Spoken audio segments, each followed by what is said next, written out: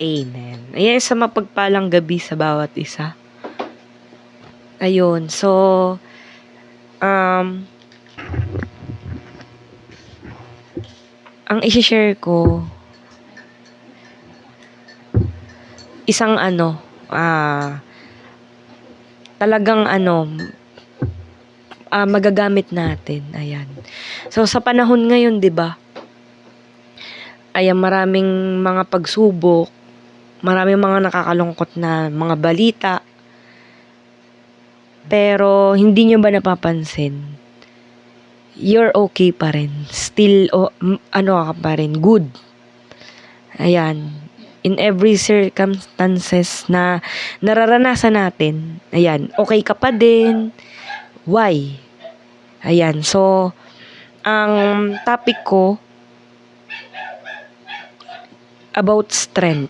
Ayan. So, bakit ka ba nagiging malakas? Sa kabila ng hindi man natin alam, 'di ba? Hindi naman natin alam yung nararamdaman ng bawat isa, 'di ba? Pero alam natin sa sarili natin, meron tayong dinadala. Ayan. May dalahin ka, 'di ba? Ayan. So, syempre magtatanong ako. Ayan. Si Ate Heart, saan ka kumukuha ng kalakasan? Charis. Hindi, sige nga. Yung kapag nababasa mo siya, yung word ni Lord, ayan, parang nare-restore. Kasi minsan, di ba, nakakaramdam tayo ng burnout. Ibig sabihin, di ba, ng burnout? Parang pagod ka na, wala na, lobat ka na. So, yung mga passage na alam mo na nagbibigay sa'yo ng strength? May natatandaan ka mang Bible verse? Di ba lagi po namin mention sa Bible yung I am with you.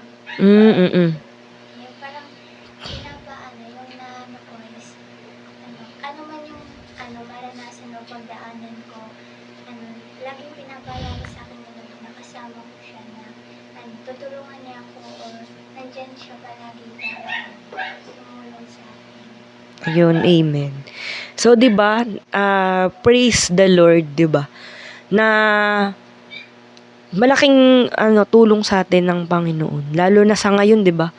Maraming mga nakakatakot, 'di ba? May times na parang natatakot ka. Minsan pa nga pag parang nagkakaroon ka ng overthink na paano kapag nangyari sa akin 'yun? 'Di ba? Kunwari sa mga napapanood natin. Paano kung sa akin naman mangyari 'yun? Syempre meron kang fear. Ayun, si Ate Thea. Saan ka kumukuha ng lakas?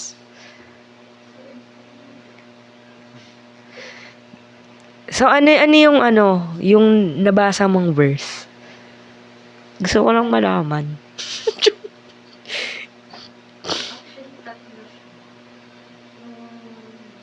Philippians kasi.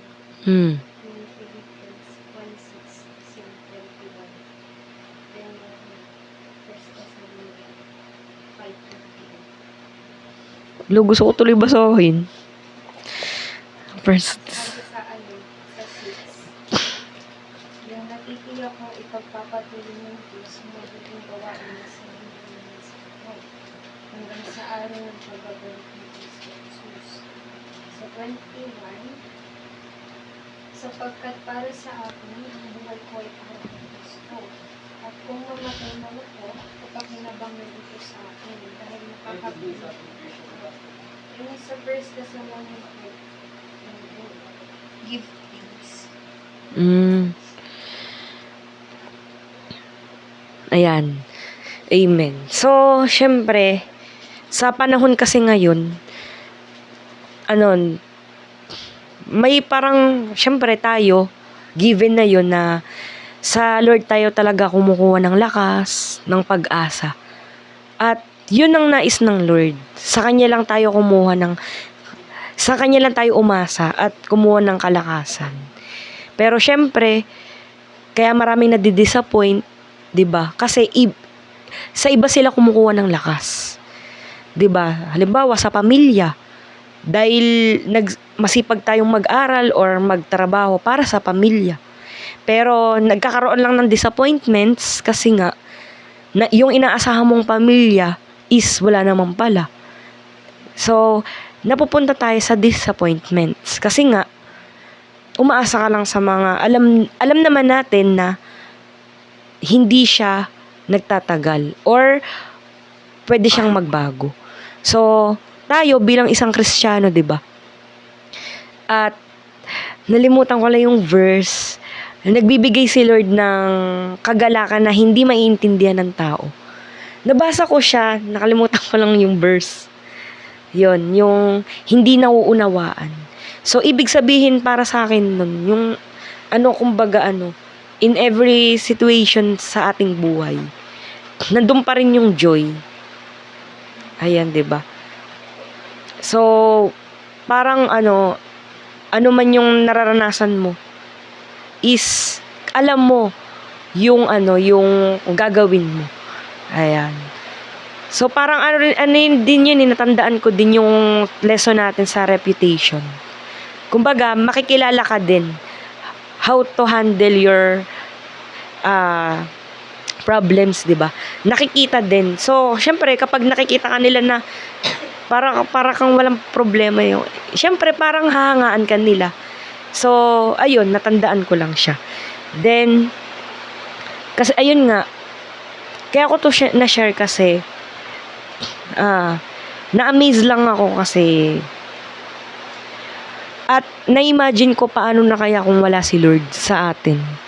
Paano na tayo? Wala na, 'di ba? Kaya parang may part sa akin na syempre Kristiyano tayo, alam na natin yung lalapitan natin. So, nagkaroon ako ng parang burden sa mga unbeliever. Kasi 'di ba, syempre pag halimbawa may mga sakit yung mga mahal na sa buhay, nawawalan sila ng lakas. Parang pag alam niyo yung inaasahan nila is nawala, parang wala na silang pag-asa. Kumbaga, parang may burden sa akin kasi nga syempre sa trabaho ko, 'di ba? Kumbaga hindi naman sila believer. Kumbaga lang sila. Ang pananaw nila sa buhay, hanggat malakas ka, go with the flow lang, ayan. Then, ayun nga, nakikita ko sa kanila kapag may problema sila. 'Di ba? Parang nawawalan na sila ng pag-asa. Kasi nga hindi nila alam kung saan sila kukuha ng lakas. At yung lakas na kinukuhanan nila, yung pamilya nila or anak nila, 'di ba? So, para sa akin parang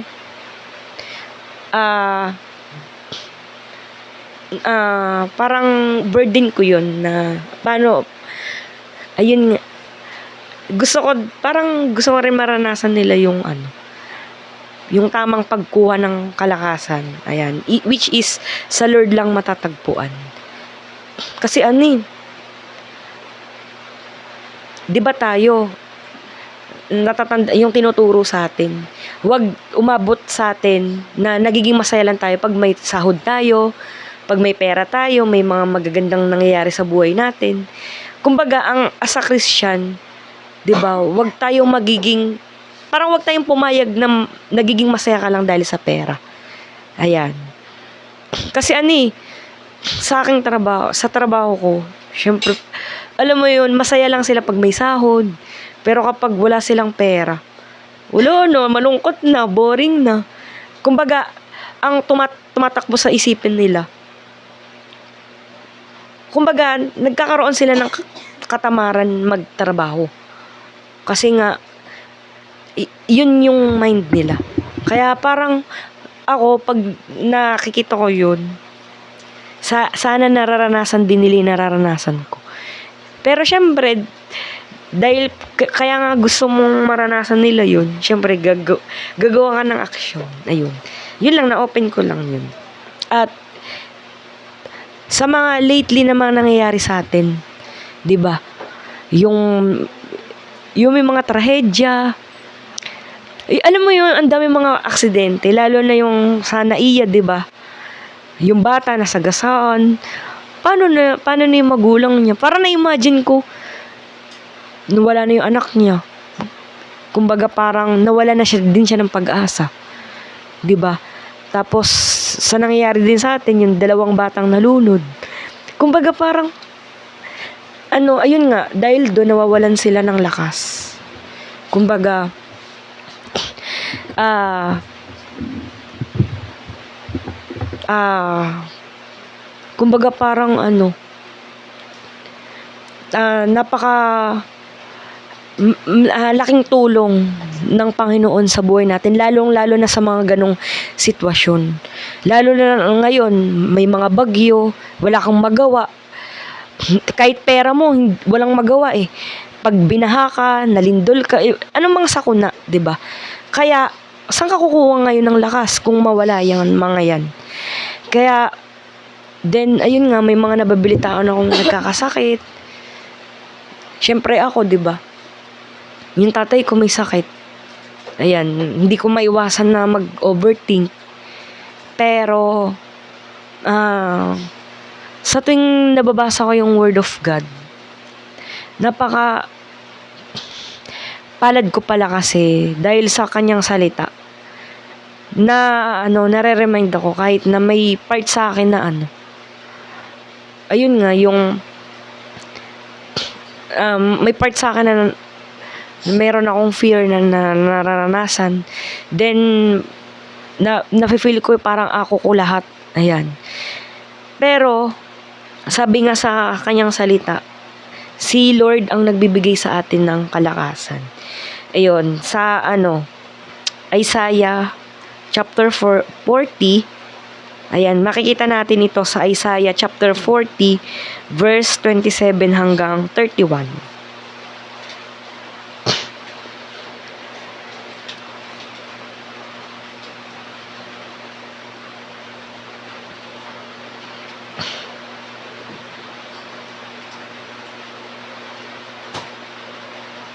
Ayan, sabi dito, Isaiah chapter 40 verse 27 hanggang 31, Israel, bakit ka ba nagrereklamo na tila hindi pansin ni Yahweh ang kabalisahan mo o hindi inalalayan sa kaapihang nararanasan?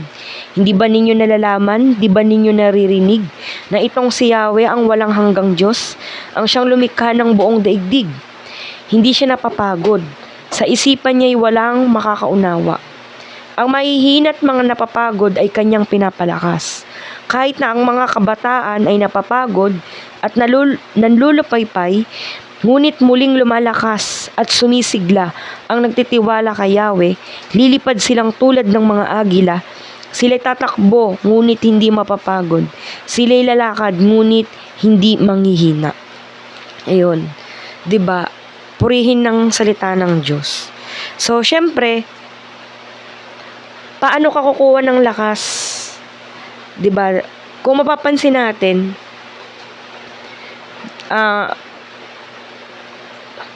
dun sa verse 31, 'di ba? Ngunit muling lumalakas at sumisigla ang nagtitiwala kay Yahweh. Ayan. So, syempre, bakit ka nagkakaroon ng strength? 'Di ba? Nagkakaroon ka ng hope, 'di ba? Kasi ipinagkakatiwala natin sa Diyos ang lahat. 'Di ba? Sabi nga sa Mateo 11:28. Mateo 11:28.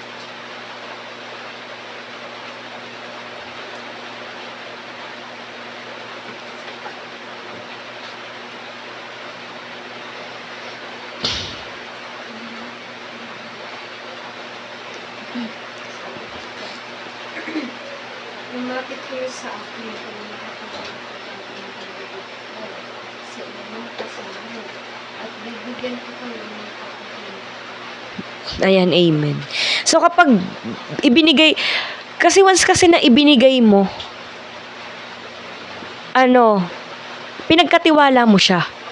Halimbawa, sa isa mong kaibigan, ibinigay mo yung cellphone mo. Yung parang ibig sabihin nun, parang nagtitiwala ka sa kanya. Na sa'yo muna yan kasi may bibilin lang ako. Yung ibig sabihin nun, kapag ipinagkatiwala mo na yung isang bagay, may trust ka dun sa pinagbigyan mo nun, 'di ba? Kasi alam niya na iingatan niya yung cellphone mo. Hindi niya nanakawin, hindi niya ibebenta sa iba. Kasi may trust ka dun sa tao. So ganun din sa Lord, 'di ba? Kung ibinigay mo na yung problema mo sa Lord, alam mo na meron kang magandang may magandang maidudulot yun, 'di ba? Sabi nga, pag ibinigay natin, 'di ba, bibigyan niya tayo. Siyempre, lumapit tayo sa Lord. Ibigay na, pag nahihirapan ka na, 'di ba? I-give up mo na. Hindi ibig kong sabihin, gumive up ka na. Ibig kong sabihin, ibigay mo na sa Lord. Hindi mo na kaya. Kaya, kasi 'di ba, kapag mabigat, may tendency na manghina ka. Pag mabigat, lalo na sa puso. Kapag mabigat na yung dinadala mo, danger na yun, 'di ba? Kaya nga, ayaw ng Lord na nahihirapan tayo. Ayaw ng Lord na nalulugmok tayo.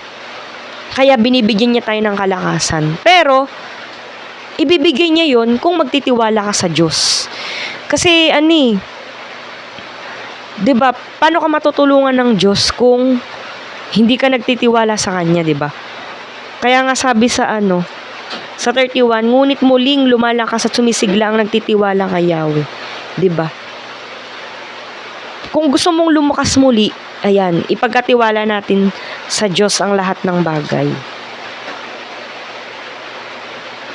At, syempre, meron tayong pinanghahawakan. 'Di ba? Meron tayong hope. At merong plan ang Lord. Kasi pinagkatiwala mo lahat, 'di ba? Gasgas na sa atin 'to, 'di ba? Yung Jeremiah 29:11. So, syempre, may plano ang Lord sa atin na hindi natin ikasasama, kundi ikabubuti natin. Sabi sa Jeremiah 29:11, sapagkat batid kong lubos ang plano ko para sa inyo, mga planong hindi nyo ikakasama, kundi para sa inyong ikabubuti. Ito'y mga planong nagdudulot sa inyo ng kinabukasang punong-puno ng pag-asa. Ayan. Kaya, ano man yung nararanasan natin, may plano ang Diyos na ikabubuti natin. Bakit ba nangyari yung situation na yun? So, ayun nga, 'di ba?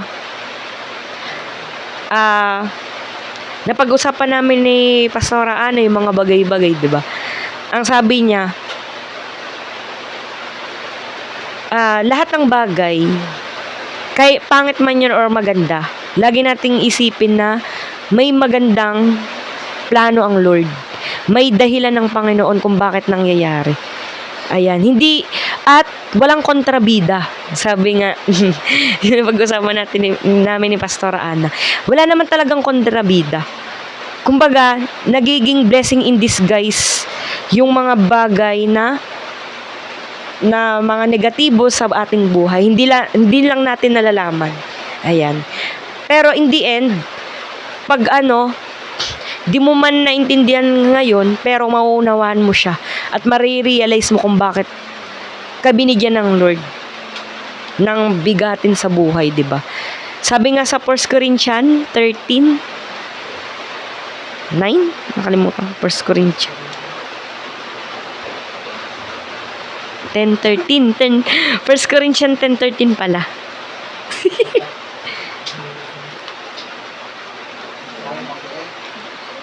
Sapagkat lubos, charing.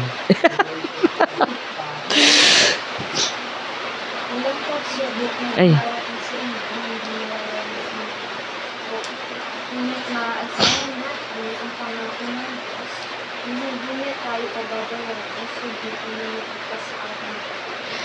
Kaya kung dumaranas sa inyong pagsubok, gagawa siya ng paraan para mapagtagumpay niyo. Ayan, amen. So, 'di ba kapag naririnig natin yung mga ganyang passage, 'di ba? Nagkakaroon tayo ng strength din, 'di ba?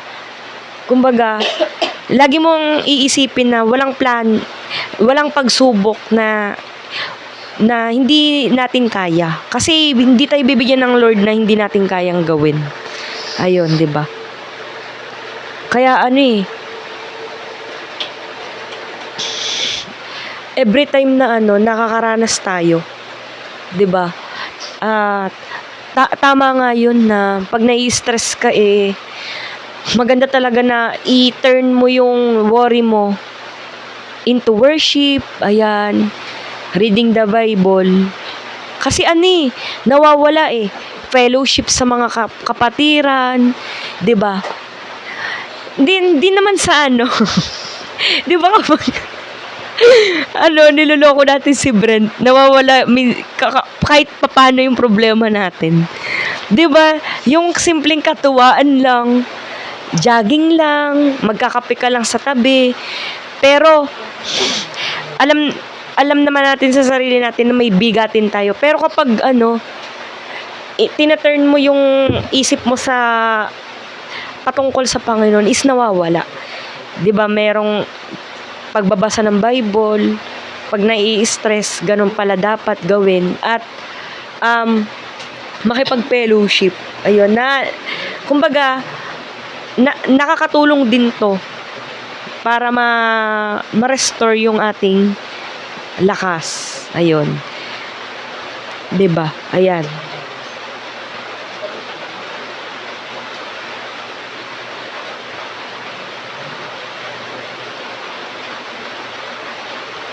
Ito pa, yung nagpapalakas sa atin. Yung hope na nanggagaling sa Lord. Na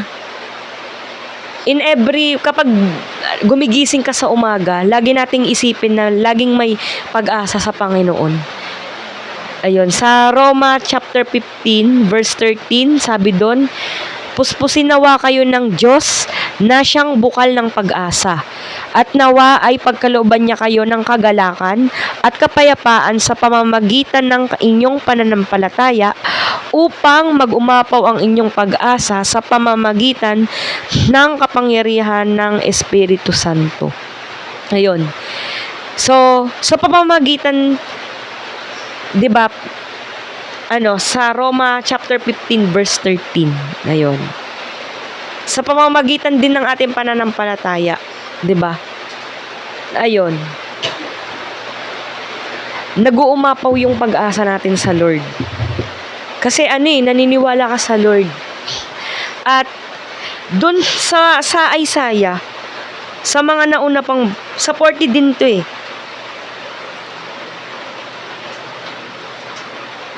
Kumbaga, sa lahat ng nilikha ng Lord, dito may nabasa ako. Walang sino ang nakakasukat ng tubig sa dagat sa pamamagitan ng kanyang kamay? Ayun, ibig kong sabihin, hindi natin mapapantayan yung kaisipan ng Lord.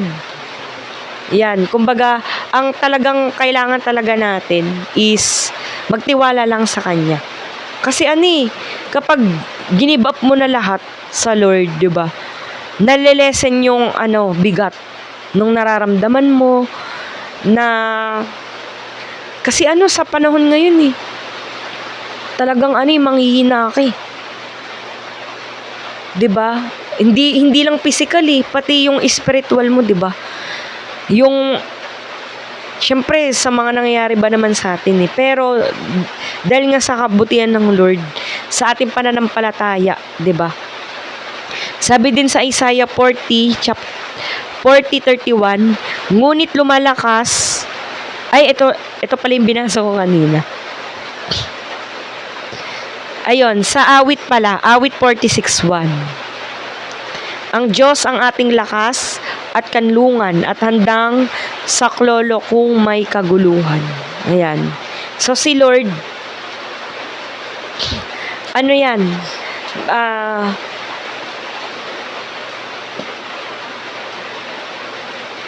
Ayun, Si Lord yung talagang yung strength natin.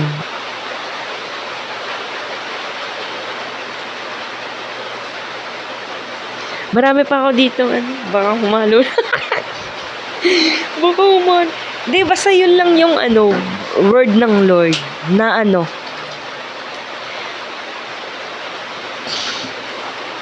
ba yun? Ayun, kung nakakaramdam tayo ng pagod, ayun, take a rest or panghihina. Bibigyan ka ng mag-rest ka muna sa Lord. At kumbaga recharge. At bibigyan ka ng kalakasan. Kumbaga yung hindi natin makontrol eh. Halimbawa, bagyo. Control mo ba yan? Darating at darating yan. Yun sa pamilya natin, anumang problema, alam ba natin yung mangyayari sa araw ng bukas? Wala tayong magagawa, 'di ba? Pero ang magagawa natin, magtiwala sa Lord. Manampalataya sa Kanya. Ayun, sabi sa Isaiah 14:10, ako isa sa iyo, huwag kang matakot. Ako ang Diyos, hindi ka dapat mangamba. Palalakasin kita, tutulungan, iingatan at ililigtas. Ayan. So, si Lord yung kumbaga wala tayong ibang aasahan, kundi ang Panginoon lang. Hindi trabaho, hindi pamilya, hindi kaibigan, 'di ba? Kundi ang Lord lang. Yung last verse ko, ayan, sabi nga ni Paul, 'di ba? Sa Efeso 4, ayan. Sabi niya dito hanggang Pilipos 4 verse 12 hanggang 14. Sabi rito, naranasan ko na ang maghikahos. Naranasan ko na rin ang managana. Natutunan ko na ang sikreto kung paano masayahan sa anumang kalagayan sa buhay. Ang mabusog o magutom, ang managana o ang maghirap. Sa 13, ang lahat ng ito'y magagawa ko dahil sa lakas na kaloob sa akin ni Kristo. 14, gayunman, ikinagagalak ko ang ginawa ninyong pagtulong sa aking mga paghihirap. Ayan, even si Paul, 'di ba? Naranasan niya lahat. Pero ano ang sabi niya? Bakit niya nagawa 'yon? Dahil sa lakas na kaloob na ibinigay sa kanya ni Kristo Jesus. Kumbaga si Lord ang ating kalakasan. Ayan. Bakit natin nagagawa ang lahat ng bagay? Bakit kaya natin na alam naman natin na hindi na natin yung alam yung gagawin. Pero dahil sa Panginoon, nagkakaroon tayo ng kalakasan.